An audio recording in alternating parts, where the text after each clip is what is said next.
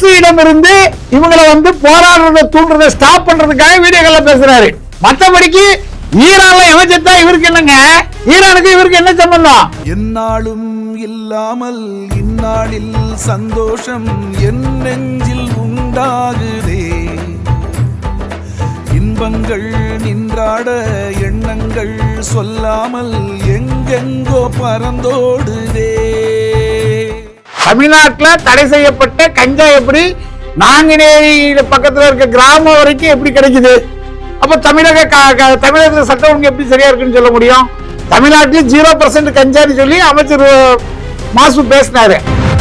நவீன் வாழ்க நவீன் வாழ்கன்னு கோஷம் போட்டுதான் அவங்க வெட்டுனாங்க. அந்த நவீன் அப்படிங்கிற நபரே ஒரு வீடியோ போட்டு மறுப்பு தெரிவிக்கிறார். எனக்கு அவங்க யாருன்னு தெரியாது, அவங்களுக்கு எனக்கு சம்மந்தமே கிடையாது அப்படின்னு சொல்றாரு. அதாவது சார், இப்ப அங்க தென் மாவட்டத்தில் பிரச்சனை என்னன்னா, சாதி ரீதியாக படுகொலை செய்து விட்டால் தான் சாதி தலைவராக மாறிவிடலாம். அரசிடமிருந்து இவங்களை போராடுறத தூண்டுறத ஸ்டாப் பண்றதுக்காக வீடியோக்கள்ல பேசுறாரு. மற்றபடிக்கு ஈரான்ல எவன் செத்தா இவருக்கு என்னங்க? ஈரானுக்கு இவருக்கு என்ன சம்பந்தம்? ஈரானுக்காக ரோட்ல இறங்கி போராடுற திருமாவளவன் தமிழக காவல்துறை சட்ட ஒழுங்கை காக்க தவறிவிட்டது. சபாநாயகர் அப்பாவும் அவரே நேரடியா போய் பாதிக்கப்பட்ட மக்களுக்கு உங்களுக்கு வீடு கட்டுறதுக்கு அரசாணையும் நிதியுதவியும் வாங்கி தர்றோம் இப்படின்னு உத்தரவாதம் கொடுக்கறாங்க. அப்படி இருந்து மக்கள் ஏன் போராட்டம் பண்றாங்க? அவர் ஊர்ல போய் இதே மாதிரி சாதி வரைக்கும் வீடு போது அவர் பையனையோ அவர் பொண்ணையோ வெட்டி கொண்டுதான் அவர் இந்த மாதிரி பேசுவாரா? பணம் கொடுக்கறது, வீடு கட்டி கொடுக்கறது நிரந்தர தீர்வா? இது போன்ற சம்பவங்கள் இனிமே நடக்க கூடாதுங்கிறதுக்கு அவங்க எடுத்த நடவடிக்கை என்ன? இயக்குனர் மாரி செல்வராஜ் அவர் ஒரு ட்விட்டர் பதிவு போட்டிருக்காரு, இந்த சம்பவத்தை கண்டிச்சு பேசியிருக்காரு. ஆனா அவருமே அரசாங்கத்தை நேரடியா தாக்கியோ விமர்சிச்சோ. மாரி செல்வராஜ் திமுகவுடைய அடிமை, திமுகவுடைய துணை முதல்வரை வச்சு அவரை வச்சு படம் எடுக்கணுன்றதுக்காக அவருக்கு என்ன சொல்றாங்களோ அதை செய்யக்கூடிய ஆட்கள். அம்பேத்கர் இதெல்லாம் சொல்றது அவங்களுக்கு ஒரு பாதுகாப்புக்கு. விசிகாவே எங்க மாவட்ட செயலாளர் தான் கூட நிக்கிறாரு அப்படின்னு கிளைம் பண்றாங்களே. மாவட்ட செயலாளர் கூட நிக்கிறாருன்னா இறந்து போனவரும் அவரோட உறவினர்.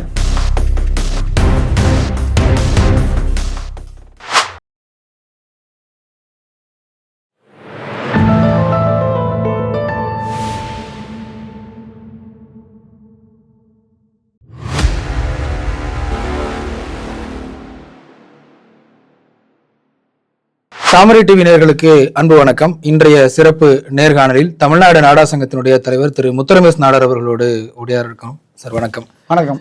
நாங்குநேரியில் நடந்த அந்த இரட்டை படுகொலை தமிழ்நாட்டையே அதிர வச்சிருக்கு. கிட்டத்தட்ட தொடர்ந்து இந்த நாங்குநேரி பகுதியில் பல்வேறு சம்பவங்கள், சாதிய மோதல்கள் நடந்த வண்ணம் இருக்கு.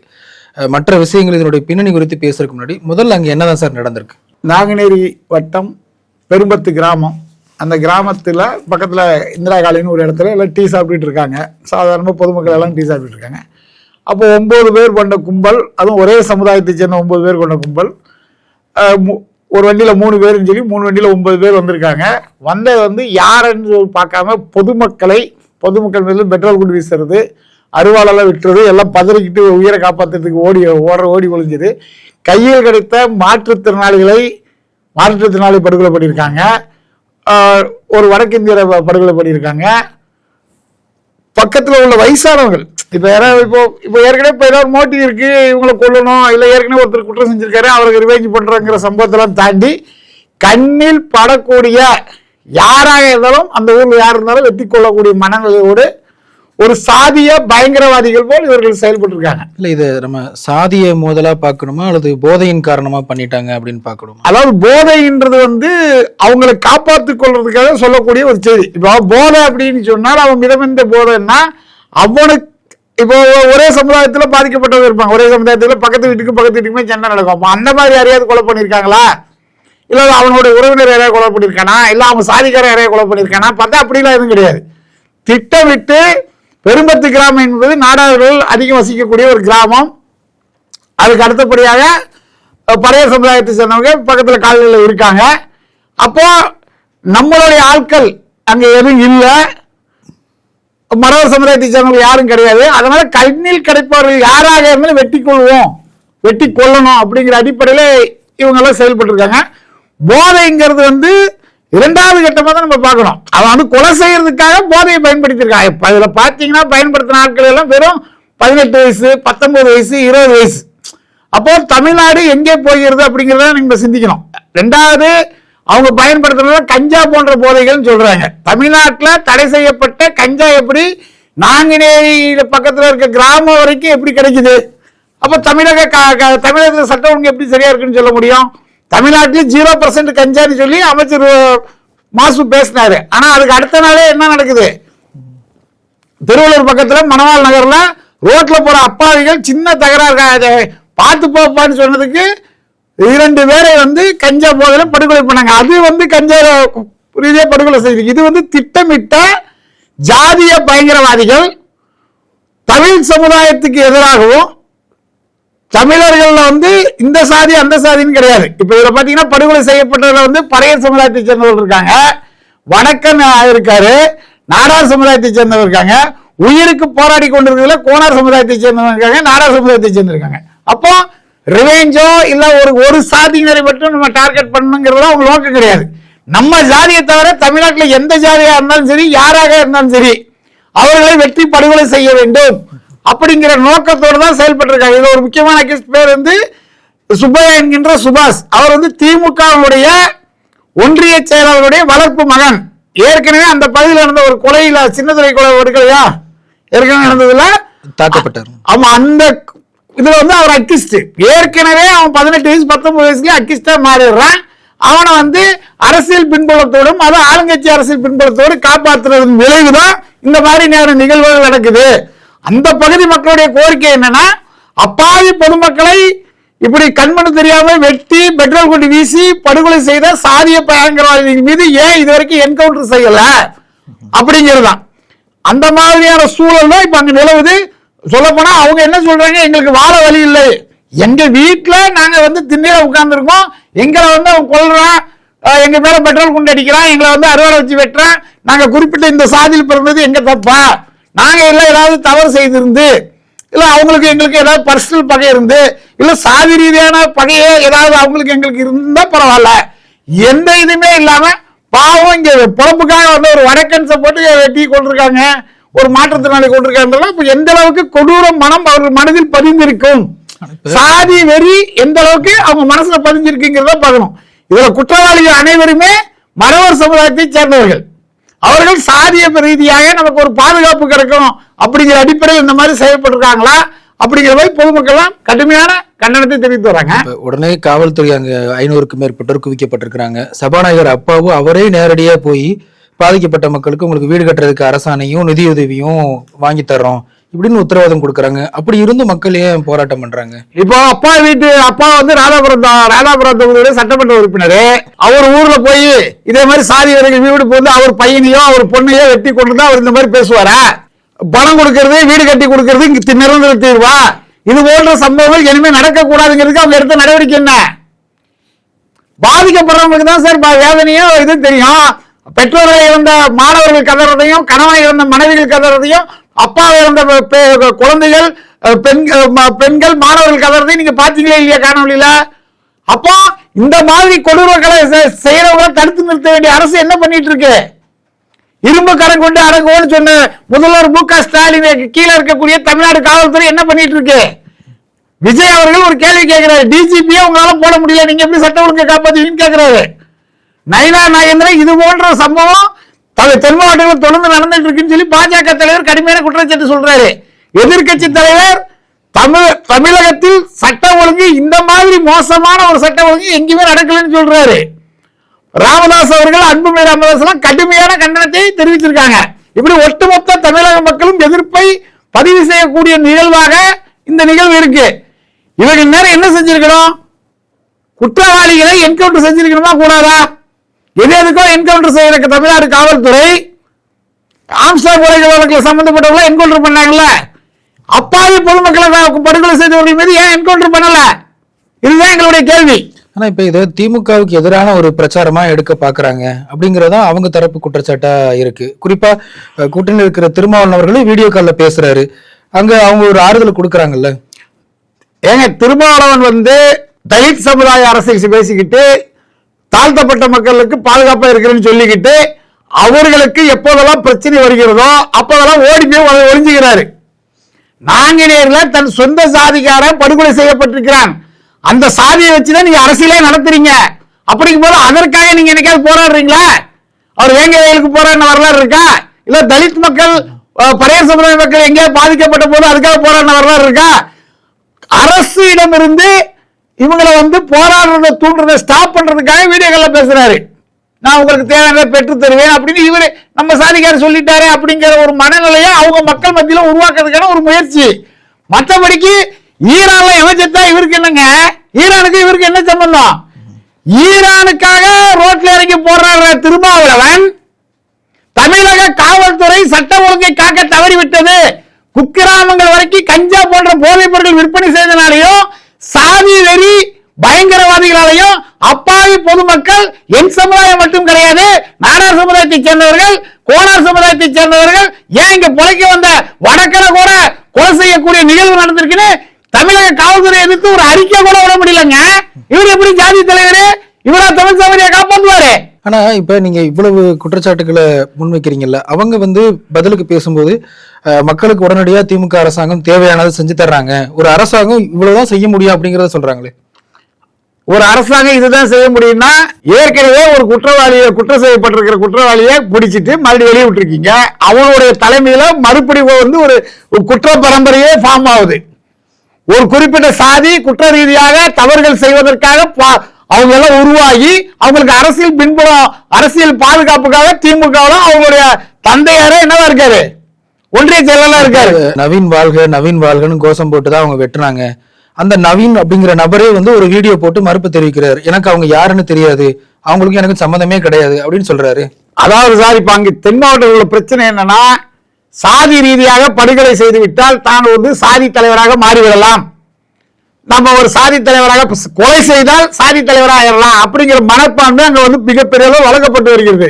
அப்போ நவீன் என்பவர் ஏற்கனவே சாதி ரீதியாக கொலை செஞ்ச ஒரு நபர், அவரை ரோல் மாடலா எடுத்துக்கிட்டு அவருக்கு தொடர்பு இல்லைங்கிற அவர் சொல்றது உண்மையாக இருந்தாலும் கூட, அது உண்மையா இல்லைங்கிறது வேற விஷயம், உண்மையாலும் இருந்த கூட குற்றவாளிகளுக்கு ரோல் மாடலாக நம்ம நவீன் மாதிரி மாறுவோம், நவீன் வாழ்க்கைன்னு அவன் சொல்றான். அவன் ஒரு ஐஏஎஸ் அதிகாரியை ரோல் மாடல் எடுத்திருந்தா அவன் ஒரு ஐஏஎஸ் அதிகாரியா இருப்பான், ஒரு ஐபிஎஸ் அதிகாரியை ரோல் மாடல் எடுத்திருந்தா ஒரு ஐபிஎஸ் அதிகாரியா இருப்பான். அவன் சாதிய பயங்கரவாதத்தை கையில் எடுத்திருக்கான். அப்ப சாதிய பயங்கரவாத செயல்களை செய்த நவீன் போன்ற கொலை குற்றவாளிகளை ரோல் மாடலா எடுத்துக்கிட்டு இந்த மாதிரி பேசுறான். நான் திருநெல்வேலிக்குள்ளேயே நான் வரதில்லை, அது சரிதான் சாரிப்பா, அவனுக்கு தெளிவா சொல்றேன், அவனுக்கு சம்பந்தமே இல்லைன்னா கூட அவனை இவன் ரோல் மாடலா வச்சிருக்கான். நம்ம நவீன் மாதிரி ஒரு சாதிய பயங்கரவாதியா மாறணும், நம்ம சமுதாயத்தை தவிர தமிழ்நாட்டில் உள்ள எந்த சமுதாயமா இருந்தாலும் சரி, நாடாரா இருந்தாலும் சரி, கோணாரா இருந்தாலும் சரி, தேவநேர இருந்தாலும் சரி, பறையரா இருந்தாலும் சரி, வடக்கரா இருந்தாலும் சரி, யாரா இருந்தாலும் சரி, நாயுடு எப்படி எந்த ஜாதியா இருந்தாலும் அவர்களை கொலை செய்ய வேண்டும், எந்தவித காரணம் இல்லாமல். அப்படி கொலை செய்தா நம்ம சாதியில் உள்ள அரசியல் பிரபலங்கள், நம்ம சாதியில் உள்ள தலைவர்கள், நம்ம சாதி மக்கள் நமக்கு ஏதோ ஒரு வகையில உதவி செய்வாங்க, அதன் மூலம் ஒரு ஹீரோவா வள வரலாம் அப்படிங்கிற அடிப்படையில் தான் இந்த சமூக விரோத பயங்கரவாதிகள் இந்த மாதிரியான சம்பவத்தை செஞ்சிருக்காங்க. இயக்குனர் மாரி செல்வராஜ் அவர் ஒரு ட்விட்டர் பதிவு போட்டிருக்காரு, இந்த சம்பவத்தை கண்டிச்சு பேசியிருக்காரு. ஆனா அவருமே அரசாங்கத்தை நேரடியா தாக்கியோ விமர்சிச்சோ. மாரி செல்வராஜ் திமுகவுடைய அடிமை, திமுகவுடைய துணை முதல்வரை வச்சு அவரை வச்சு படம் எடுக்கணுன்றதுக்காக அவருக்கு என்ன சொல்றாங்களோ அதை செய்யக்கூடிய ஆட்கள். பாதிக்கப்பட்ட மக்கள் தங்களுடைய சாதிக்காரர்களா இருந்தாலும் இவர்களெல்லாம் இது நடந்திருக்க கூடாது, இது அதிர்ச்சி அளிக்குது, இது வேதனை அளிக்குது அப்படின்னு தான் பேசுறாங்களே தவிர தமிழக காவல்துறை தவறு செய்திருக்கிறது, ஏற்கனவே தவறு செய்த குற்றவாளிகள் மீது கடுமையான நடவடிக்கை எடுத்திருந்தால் இது போன்ற சம்பவங்கள் நடந்திருக்கிறது. ஒரு குறிப்பிட்ட சாதியை சேர்ந்தவர்கள், குறிப்பிட்ட சாதியை சேர்ந்த ரவுடிகள் தமிழ்நாட்டில் உள்ள அனைத்து சாதியிலும் படுகொலை செய்வதை எந்த வகையிலும் ஏற்றுக்கொள்ள முடியாது, இவர்கள் மீது கடுமையான நடவடிக்கை எடுக்க வேண்டும் சொல்லி முதல்வரை சந்திச்சு கூட வலியுறுத்தலாம் மாரி செல்வராஜ் போன்ற பிரபலங்கள். அதை செய்யலைங்கிறத இங்க வேதனை. இவங்க எல்லா திருமாவளவனா இருக்கட்டும், மாரி செல்வராஜா இருக்கட்டும், யாராக இருக்கட்டும், இவங்களுடைய நோக்கமே பிரச்சனைக்கு தீர்வு கேட்கறதோ, பிரச்சனை தப்பு நடந்தவங்க பக்கம் நிக்கிறதோ கிடையாது. அரசுக்கு ஜால்ரா அடித்து இந்த போராட்டங்களை நீர்த்து போக செய்ய வேண்டும். திருமாவளவன் எதுக்கு வீடியோக்கள்ல பேசினாரு, எதுக்கு மாரி செல்வராஜ் பேச இதை பத்தி அறிக்கை கொடுக்கிறாரு? மாரி செல்வராஜ் சமுதாய தலைவரா? அவர் ஒரு பிரபலம். அப்ப அவர் 19 சொல்லி அரசுக்கு ஆதரவான ஒரு நிலைப்பாடு எடுப்பதற்காகவும் மக்கள் மத்தியில ஆளுகின்ற திமுகவுக்கு மேல தப்பு இல்லாத மாதிரி விஷயத்தை கொண்டு போறதுக்கும் இந்த மாதிரி பேசுறாங்க. ஆனா தொடர்ந்து பாதிக்கப்படும் போதெல்லாம் பெரியாரி இயக்கங்கள், அம்பேத்கர் இயக்கங்கள், திராவிட அமைப்புகள் தான் நாங்க துணை நிக்கிறோம் அப்படிங்கறத அவங்க தொடர்ந்து முன் வச்சுக்கிட்டே வர்றாங்களே. எந்த பெரியார் இயக்கங்கள், எந்த திராவிட அமைப்புகள், எந்த அம்பேத்கர் இயக்கங்கள் இதுக்காக எதிர்த்து குரல் கொடுத்தாங்க? யாரையாவது ஒருத்தர் சொல்லுங்க. அடுத்த கட்சி தலைவருடைய மனைவியை பற்றியும் அடுத்த கட்சி தலைவர்களை பற்றியும் அநாகரிகமாக விமர்சனம் செய்யக்கூடிய நபர்கள் இது போன்ற சமூக விரோத சாதி பயங்கரவாதிகளுக்கு எதிராக ஏதாவது பேசியிருக்காங்களா? ஏதாவது அறிக்கை கொடுத்திருக்காங்களா? திக ஏதாவது அறிக்கை வந்திருக்கா? பெரியார் திராவிட கழகத்திலிருந்து ஏதாவது அறிக்கை வந்திருக்கா? அதன் தலைவர்கள் ஏதாவது இதை உறுதி பேசியிருக்காங்களா? எதுவுமே பேச மாட்டாங்க. இவர்கள் பெரியாரு, அம்பேத்கர் இதெல்லாம் சொல்றது அவங்களுக்கு ஒரு பாதுகாப்புக்கு. விசிகாவே எங்க மாவட்ட செயலர் தான் கூட நிக்கிறாரு அப்படின்னு கிளைம் பண்றாங்களே. மாவட்ட செயலாளர் கூட நிக்கிறாருன்னா இறந்து போனவரும் அவரோட உறவினர். அந்த மாவட்ட செயலாளரையே நீங்க போராட்டத்தை பெரிய அளவில் கொண்டு போகாதீங்க. அரசிடம் பேசி உங்களுக்கு வேண்டிய நிவாரணத்தை 1 கோடி ரூபாய் பணத்தை, வீடை, வேலை வாய்ப்பை பெற்றுத் தருகிறேன்னு சொல்லி ஆளுங்கட்சியில் இருக்கக்கூடிய சபாநாயகர் அப்பாவும் அதே கருத்தை தான் சொல்லுவாரு. ஆளுங்கட்சி கூட்டணியில் இருக்கக்கூடிய அண்ணன் திருமாவளவன் அதுதான் சொல்லுவாரு. ஆளுங்கட்சிக்கு அடிமையா இருக்கக்கூடிய மாரி செல்வராஜ் போன்றவங்க இப்படிதான் இருப்பாங்க. ஏன் சொல்ல போனா நாடார் சமுதாயத்தை சேர்ந்த சட்டமன்ற உறுப்பினர்கள், நாடாளுமன்ற உறுப்பினர்கள் ஓடி போய் ஒழிஞ்சிட்டாங்க. திருநெல்வேலியில நாடாளுமன்ற உறுப்பினர் இருக்காரா இல்லையா? நாங்குநேரில சட்டமன்ற உறுப்பினர் இருக்காரா இல்லையா? இவங்க எல்லாம் எதுக்கு சட்டமன்ற உறுப்பினராக, நாடாளுமன்ற உறுப்பினராக இருக்காங்க? இந்த மாதிரி ஒரு துயர சம்பவம் அது ஒரு சாதிக்கு எதிராக நடக்கல, தமிழ்நாட்டில் உள்ள அனைத்து சாதிக்கு எதிராகவும் நடந்திருக்கு. அப்ப இவர்கள் எங்க போனாங்க அப்படின்னு பொதுமக்கள் வருத்தத்துடையும் வேதனையுடையும் கலர காட்சிகளை பார்க்கிற மக்கள் பிரதிநிதி எதுக்கு? திமுக கூட்டணியில் உள்ள நாடார் அமைப்புகள் தலைவர்களும் கண்டனம் தெரிவிச்சிருக்காங்களே. கண்டனம் தெரிவிக்கிறதுனா என்னது? எந்த அமைப்பு தலைவர் தெரிவிச்சிருக்காரு? யார் தெரிவிச்சிருக்கா? நாடார் அமைப்புகளை தமிழ்நாடு நாடார் சங்கம் மற்றும் பல்வேறு அமைப்புகள் அண்ணன் 666 போன்றவர்கள் களத்துக்கு நேரடியாக போய் பார்த்திருக்காங்க. தவிர நாடார் அமைப்புகள், நாடார் சங்கங்கள் சொல்லக்கூடியவர்கள், நாடார் கட்சி யாருமே போகல. இத்தனைக்கும் சமூக நீதியை காத்து 18 சாதிகளுக்காக போராடி சுயமரியாதை நிலைநாட்டிய ஐயா வைகுண்டருடைய அன்புவழி பிள்ளைகளாக இருந்து கொண்டு ஒரு சம்பவம் பாதிக்கப்பட்டது நாடார்கள், பாதிக்கப்பட்டது கோணார்கள், பாதிக்கப்பட்டது பறையர்கள், பாதிக்கப்பட்டது வடக்கன்கள் அப்படிங்கிற அடிப்படை சிந்தனை கொள்ளலாம ஆளுங்கட்சியிடம் இருந்து நம்ம என்ன லாபம் பெறலாம், ஆளுங்கட்சிக்கு சப்போர்ட்டா என்ன பேசலாம், இதை தாண்டி இவங்க என்ன செஞ்சிருக்காங்க? இந்த நிகழ்வுங்கிறது ஒரு கொடூரமான நிகழ்வா இல்லையா? கொடூரமான நிகழ்வு. அப்போ ஒட்டுமொத்த நாங்குநேரி தாலுகாவில் பெரும்பத்துக்காவதுல ஒட்டுமொத்த பெண்களும் தாயாரும் கதற காட்சியெல்லாம் பார்க்கும்போது நமக்கு எவ்வளவு வருத்தமும் வேதனை இருக்கு. ஒரே ஒரு சாதி ரவுடிகள் இது போன்று செய்வது என்பது எந்த வகையில் அவங்களுக்கு தைரியம் வந்துச்சு? அவங்களுக்கு தைரியத்தை கொடுத்தது யாரு? ஆளுகின்ற திமுக இருக்கக்கூடிய அரசியல் பிரமுகர்கள் தான் இந்த மாதிரியான தைரியத்தை கொடுத்திருக்காங்க அப்படிங்கிறது பொதுமக்களுடைய குற்றச்சாட்டு. விஜய் அவர்களை இன்னைக்கு தஞ்சாவூர் பிரச்சார மேடையில் அவர் நிர்வாகிகள் சந்திப்பு மேடையில பேசும் பொழுது முதல்வர் அவர்களை நேரடியா இந்த பிரச்சனைக்கு குற்றம் சாட்டுறாரு, காவல்துறை தூங்குகிறது அப்படிங்கிறாரு. ஆனா எல்லா பிரச்சனைக்கும் திமுக தான் காரணம் கொண்டு வந்து நிப்பாட்டுறது எந்த வகையில இருக்கும்? அதாவது ஒரு டிஜிபிய பொறுப்புல போட முடியல. தமிழக காவல்துறையுடைய அமைச்சர் யாரு? முதல்வர் மு.க.ஸ்டாலின்.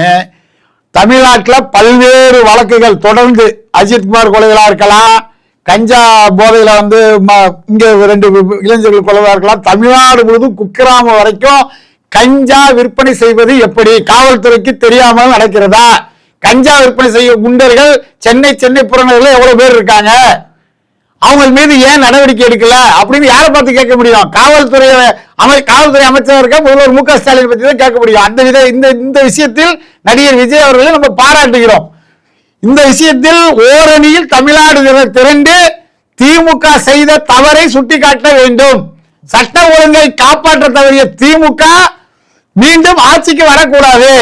சமூக நீதினு சொல்லிக்கிட்டு சமூக அநீதி, இறந்து போனவங்களுக்கு நேர்ல சென்று அந்த பகுதியில் இருக்கக்கூடிய நாடாளுமன்ற உறுப்பினரும் சட்டமன்ற உறுப்பினருமே இது வரைக்கும் போய் பார்க்கல. அப்ப என்ன இவங்க சமூக நீதியை காப்பாற்ற போறாங்க? என்னத்தை செய்ய போறாங்க? ஸ்டாலின் அவர் துறையை கட்டுப்படுத்த முடியலன்னா, அவருக்கு வயசாயிடுச்சு அப்படின்னா என்ன பண்ணணும்? அந்த துறையை உதயநிதி ஸ்டாலின் கூட அமைச்சர் பொறுப்பை கொடுத்துடலாம். ஏன்னா தொடர்ந்து தமிழ்நாட்டில் நடக்கக்கூடிய நிகழ்வுகள் எல்லாமே தமிழக காவல்துறை சரிவர செயல்படவில்லை அப்படிங்கறத எடுத்து காட்டிக்கிட்டே இருக்கு. பல்வேறு நிகழ்வுகள் இருக்கு. நீங்க டேட்டா பாத்தீங்கன்னா 5 வருஷத்துல எவ்வளவு நிகழ்வு நடந்திருக்குது, சாதி ரீதியான படுகொலைகள் எவ்வளவு நடந்திருக்குது, சாதி ரீதியான மோதல்கள் எவ்வளவு நடந்திருக்குன்னு தெரியலாம். பெருந்தலைவர் காமராஜரை பற்றி ஊடகங்கிற பேர்ல ஒரு மலம் தின்னும் பண்ணி எவ்வளவோ தவறான வார்த்தைகளை பேசுறான். நாடார் சமுதாயத்தை, உழைப்பாளர் நாடார் சமுதாயத்தை பத்தி பேசுறான். அவன் மேல எந்த வித நடவடிக்கை எடுக்கல. ஆனா திமுகவுடைய ஐடி சார்பா மாசம் 3 லட்சம் ரூபாய் அவருக்கு சம்பளம் கொடுக்காங்க. ஆளுகின்ற திமுக பெருந்தலைவர் காமராஜரை பற்றியும் உழைப்பாளர் நாடார் சமுதாயத்தை பற்றியும் ஒருத்தருக்கு சம்பளம் கொடுத்து தவறுதலாக ஊடகத்தில் பேச வைக்கிறாங்க என்பதும், ஒட்டுமொத்த தமிழகத்தில் 200க்கும் மேற்பட்ட இடத்துல புகார் கொடுக்கப்பட்டும் பல்வேறு போராட்டங்கள் நடத்தியும் இதுவரையும் நடவடிக்கை எடுக்கலன்னா இப்ப தமிழக காவல்துறை யாரு கட்டுப்பாட்டுல இருக்கு? நாங்க முதல்வர் மு.க. ஸ்டாலின் மீது குற்றச்சாட்டுவோமா, இல்ல தமிழக காவல்துறை குற்றச்சாட்டுமா? அப்போ கையாளாகாதனமாக முதல்வர் ஸ்டாலின் அவர்கள் தமிழக காவல்துறை அமைச்சராக இருக்கிறார். அப்போ அவரால் முடியல அப்படின்னா அவரது மகன் கூட இந்த பொறுப்பை ஒப்படைச்சிட வேண்டியதுதானே? அப்பவாச்சு காவல்துறை சிறப்பா செயல்படுமா படாத நம்ம பார்க்கலாம்ல. முதல்வர் ஸ்டாலின் அவர்கள் இன்னைக்கு ஐயா வைகுண்டர் அவருடைய அவதார தினத்திற்கு தன்னுடைய வாழ்த்துக்களை பதிவு செஞ்சிருக்கிறாரு. தொடர்ந்து எல்லா சமுதாயத்தினோட ஓட்டும் எனக்கு வரும் அப்படிங்கிற ஒரு நம்பிக்கையில இருக்கிறாரு. நீங்க எப்படி பார்க்கறீங்க? அதாவது எல்லா சமுதாய ஓட்டு வரும் அப்படின்னு சொன்னால் அவங்களுக்கு தேவையான நல்லதை செய்ய வேண்டும். ஓட்டுக்கு பணம் கொடுத்தால், அதான் அரசே நேரடியாக 5000 ரூபாய் அக்கௌண்ட்ல காலைல 5 மணிக்கு போட்டா, இல்ல பொங்கலுக்கு 5000 ரூபாய் 3000 ரூபாய் கொடுத்தா, இல்ல மாணவர்கள் யாருமே கேட்காம மடிக்கலனிய 10 லட்சம் பேருக்கு கொடுத்தா, இல்ல மீனவர்களுக்கு திடீர்னு 8000 ரூபாய் மறைமுகமா கொடுத்தா, மாற்றுத்திறனாளிக்கு 2000 ரூபாய் 1200 ரூபாய் இப்படி அக்கௌண்ட்ல போட்டா ஓட்டு கிடைக்குன்னு அவங்க நம்புறாங்க. மற்றபடிக்கு அவர்கள் செய்த சாதனைகள் என்ன, மக்களுக்கு செய்த சேவைகள் என்ன அப்படின்னு ஏதாவது சொல்ல முடியுமா? ஒண்ணுமே கிடையாது, ஒண்ணுமே கிடையாது. ஐயா வைகுண்டரை அவங்களுக்கு இப்பதான் கண்டு தெரிஞ்சிருக்கு. ஏன்னா தேர்தல் வரப்போது இல்ல, ஐயா வழி பக்தர்கள் 25 லட்சம் பேர் இருக்காங்க. அப்ப ஐயா வைகுண்டரை நம்ம வணங்குறோம், போட்டுறோம், புகழ்றோம் ஏதாவது சொல்லி ட்விட்டர்ல போடுறாங்க. அதே நாங்க வரவேற்கிற போட்டத.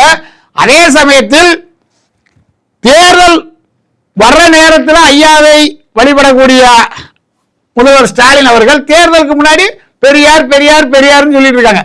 பெரியாருக்கு முன்னோடியான ஐயா வைகுண்டர் தான் சமூக புரட்சிக்கு வித்திட்டவர், 18 சாதிகளுக்கு உழைத்தவர், சமபந்தி விருந்தியை கொண்டு வந்தவர், சமத்துவ குடில்களை உருவாக்கினாரு. அதே மாதிரி கிணறுகள்ல பொதுமக்கள் தண்ணி எடுக்க முடியாது, கிணறுகளை உருவாக்கி எல்லாரும் ஒன்றுதான், நீ யாருக்கும் தாண்டவன் அல்ல அப்படிங்கிற ஒரு மிகப்பெரிய ஆன்மீக புரட்சியை செய்தவர். அவருக்கு கேரள அரசு, கேரள கம்யூனிஸ்ட் அரசு பினராயி விஜயன் அவர்கள் என்ன பண்றாங்க? அவருடைய வரலாறை கேரள மக்கள் அனைவரும் தெரிஞ்சுக்கிற வகையில 8 கிரவுண்ட்ல ஒரு மணிமண்டபம் அமைத்து அவருடைய சாதனைகளை பதிவு செய்திருக்காங்க.